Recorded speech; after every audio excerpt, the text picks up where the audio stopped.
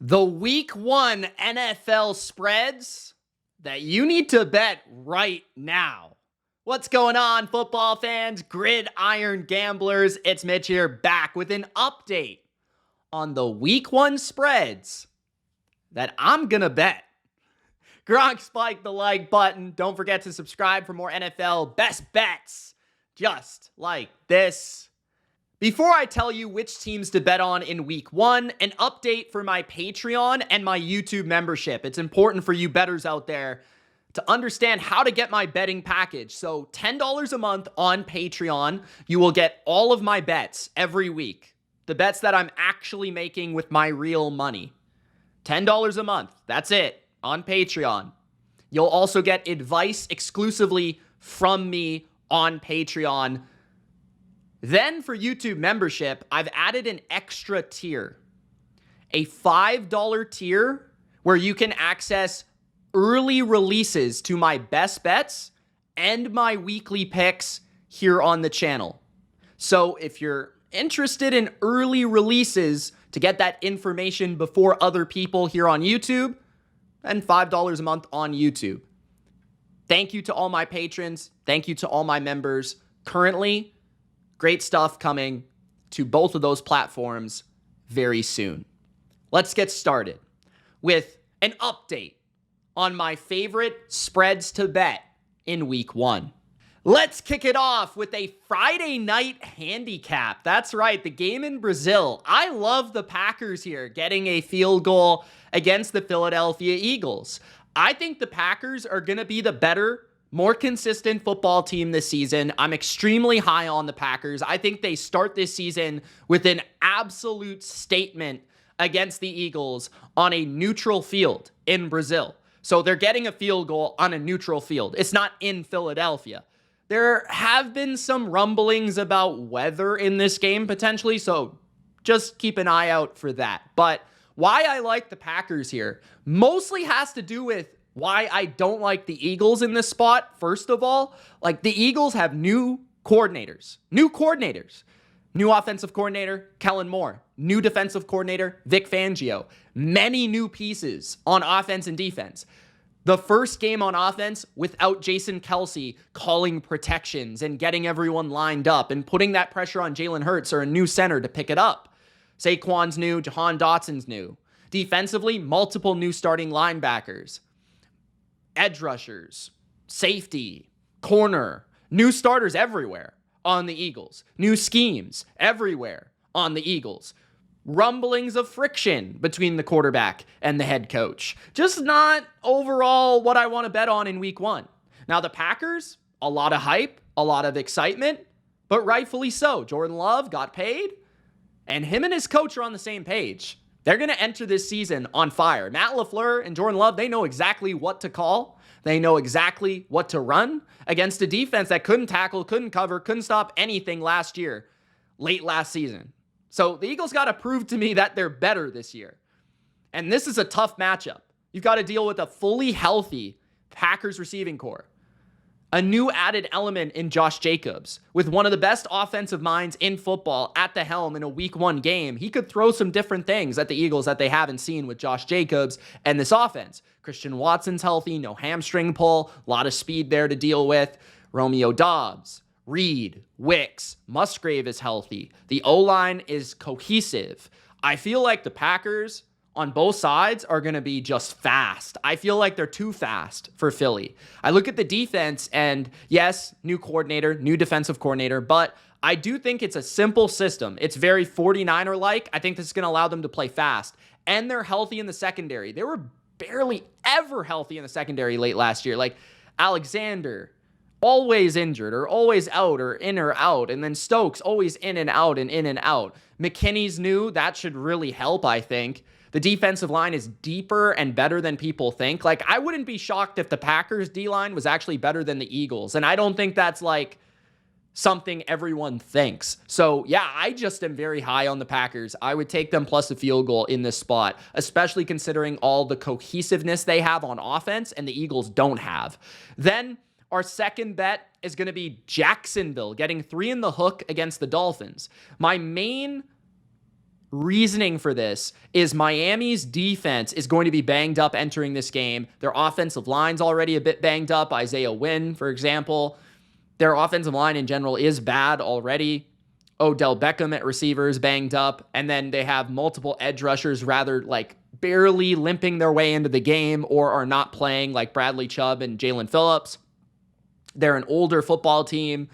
Like, I look at Miami, and honestly, I think they're very overrated. I have Jacksonville making the playoffs over Miami this year, and I'm getting Jacksonville getting points. Now, I understand it's in Miami, and I understand there could be miracles with Mike McDaniel in week 1 and some stuff that we haven't seen from him. But how much more are we going to see that we haven't seen from him? I mean, Tyreek, Jalen Waddle, they're getting the ball. We know this, right? Campbell, very underrated at corner. Watch out for that. I like the addition of Ronald Darby. I like Andre Sisco at free safety. I love Ryan Nielsen as the defensive coordinator hire.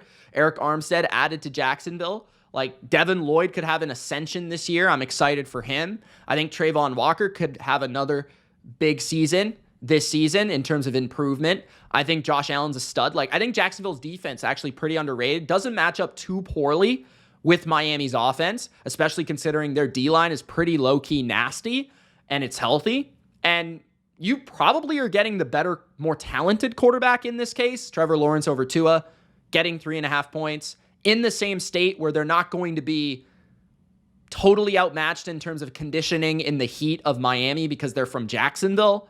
Evan Ingram coming off a peak season. Brian Thomas, explosive rookie element I'm looking forward to. Christian Kirk coming off a injury, looked pretty good in preseason from the little glimpses, I believe. And then you put that all together, I think Jacksonville's defense and offense is a little bit underrated. So I just like the points here with a team that I think is going to make the playoffs versus a team that's favored that I actually think is going to miss the playoffs. So that's my second bet. Third, I like the Texans, obviously, -2 against the Colts. Now, this matchup, I really like the Texans this entire season, and I think it's going to start in week 1. Now, why I like this is Anthony Richardson. He's very inexperienced, and I don't think he's going to be able to match CJ Stroud. There's 2 particular matchups I don't like for the Colts. The Texans receivers against the Colts secondary, the simplistic nature of Gus Bradley's defense, and the over-reliance on cover 3, which is not going to be a good idea against Nico Collins and Tank Dell and Stephon Diggs. Not going to be a good idea with CJ Stroud. He's going to throw for a lot of yards in this game. And then, secondly, Anthony Richardson passing the ball against DeMeco Ryans' defense. This pass rush, I feel like Stingley can take on Pittman pretty well. Josh Downs might not be playing in this game. The Texans were a very good run defense. I know that Shane Steichen did some good things with Gardner Minshew late last year against this Texans team, but this Texans team, I feel like it's better. I feel like their offense really clicked last year against the Colts defense. I don't really feel like the Colts defense has improved very much. I think if anything, the Texans go in there and they just prove they're the better team. They'll be more ready for the season. I just feel like there's going to be bumps in the road for the Colts early in the year. There's just not going to be that for the Texans. 2 points is too low. They should easily win this game by at least 4, if not at least a touchdown plus. So they're just a much more talented team, much better quarterback, much better overall roster. So Houston -2 against the Colts. My fourth bet is the Raiders getting points against the Chargers. I believe I brought this one up in my first video. I like the Raiders because I just think that their roster is a lot better than the Chargers. Now, I understand that Justin Herbert is better than Gardner Minshew, and that's no debate. But the Chargers are the ones with the new coaching staff. The Raiders have Antonio Pierce, who they've already kind of been working in from mid last year, and they already have that identity. They already have that understanding of who they are. The Chargers are trying to figure that out. On top of that, Justin Herbert's been injured for a majority of the training camp. They don't really know who's the number 1, number 2, number 3 receiver. They don't even know who the number 1 running back is. The offensive line, with Corey Linsley gone, it's kind of a mess a little bit in the interior. I think Bradley Bozeman is expected to step up there. But Max Crosby, Christian Wilkins, this D-line, the Raider defense has a lot of chemistry. This is a very well-schemed defense against an offense that's the first game in a Greg Roman approach. The Raiders are good against the run. I don't really see the Chargers being able to run there. They're not overwhelmed by the receiver talent of the Chargers. And the Raider offensive line is like one of the most underrated units in the league. And plus, I don't see how anyone on the Chargers covers Devontae Adams, allowing Gardner Minshew to have a pretty easy job in this game. Just throw it to number 17. So I like the Raiders. I think they win this game outright. You're getting 3 and a hook. This is at least a field goal game. It screams it. So yeah, Raiders plus 3.5 for sure. My 5th favorite bet is the Titans, or not, I shouldn't say 5th favorite, but it's the 5th bet on this video and in this video. The Titans plus 4.5 at the Bears. I believe I also brought this one up, but just updating once again. The Titans plus 4.5. I like it because now especially I like it if you can get this number, which I've already bet, by the way. I've actually bet this game. The Titans just added Ernest Jones. I like the Titans, man. I think they're sneaky decent. I think Will Levis is better than people think. I think their O-line is going to be a little bit better than people think thanks to the coaching of Bill Callahan. I feel like the kid Callahan might be a better coach than people think. The Bears are going to have their hands full with the multi-dimensional offense. Like Calvin Ridley, hopefully D-Hop, Tyler Boyd. I would say the Titans do downgrade slightly without D-Hop if he doesn't play. But they still have Treylon Burks. They have Tyler Boyd. They have Nick Westbrook-Akine. They still have receivers that can fill in for him. It's just not quite the same. But Tony Pollard, Tajay Spears, like those guys in the backfield. And I like the Titan defense overall against the Bears offense. They have the corners to match up. L'Jarius Sneed, let's say with DJ Moore. Roger McCreary with Keenan Allen in the nickel spot. And then Rome Odunze against Chidobe Awuzie potentially. Or either way, Sneed could take on Odunze and just completely lock him out. And then they could double team DJ Moore a lot of the time. They've got an improved safety position, Quandre Diggs and Hooker. I really like the Ernest Jones addition. I think he'll pick up the defense quickly. Jeff Simmons, Harold Landry against kind of a suspect O-line. Caleb Williams' first game with a lot of pressure on him at home. Like, so much atmosphere, so much propaganda, so much like pressure there. Just there's going to be so much leading into that game in terms of Bears fans highly anticipating the game, media coverage, just a lot on the Bears plate. And I think this is a franchise, a team that could easily choke in this type of spot. And the Titans have nothing to lose. They're looked at as a team that no one believes in. Will Levis, a quarterback no one believes in. But they could go in there and they could make this one real interesting. So I kind of like the Titans plus 4.5. I'm not going to lie. They might lose like just barely, but it should be close. My 6th bet for week 1, I also made this a bet in my other video because the Bucs were on the thumbnail.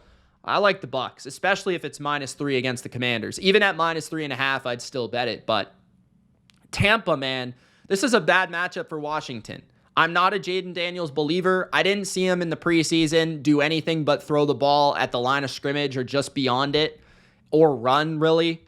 And I look at Tampa Bay's defense. They've got a lot of vets. They'll be ready for the season. They're going to be healthy. They've got a pretty nasty D-line on the interior that's going to make the Commanders struggle. Like Kalijah Kancey, Vita Vea, those guys are really going to be in the backfield all day. I don't see the Commanders being able to run the ball very well. Jamel Dean can take on Terry McLaurin, and then really like the Bucs kind of limitation and negative of not having a deep cornerback group is not really going to hurt them because who do they have? De'Ami Brown? Like, honestly, like, who are they going to throw to, the Commanders? Their tight end is putrid. Like, you've got Levante David, Antoine Winfield. You've got Vita Vea. You've got these guys. Like, I'm not worried. So the Bucs defense is also really well coordinated by Todd Bowles against mobile quarterbacks. We've seen him shut down Jalen Hurts in the past. I wouldn't be shocked if Jaden Daniels really struggled with the blitz, the zone blitz looks, the zero blitz looks, the drop players, show a blitz, drop out, like those style of simulated looks. Like Todd Bowles is really a master of that, and those young quarterbacks really struggle with it, and he could potentially hold on the ball too long, resulting in some negatives. Meanwhile, the Bucs have like pretty much their entire offense back, except they have a new coordinator who's pretty much running the same stuff.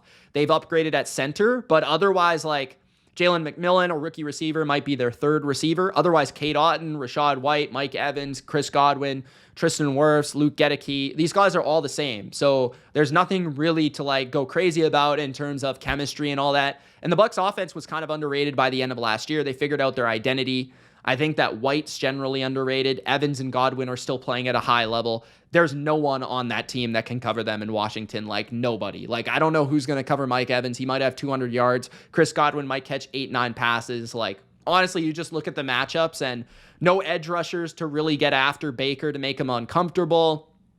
It's just not a good match. It's a really bad matchup for the Commanders. So I like Tampa there. The Panthers, plus 4.5 at the Saints. Again, I think I brought this one up in the first video. This one's really simple. It's a divisional matchup. You can make an argument that the Saints might be worse than the Panthers this year, and the Panthers are getting 4.5 points.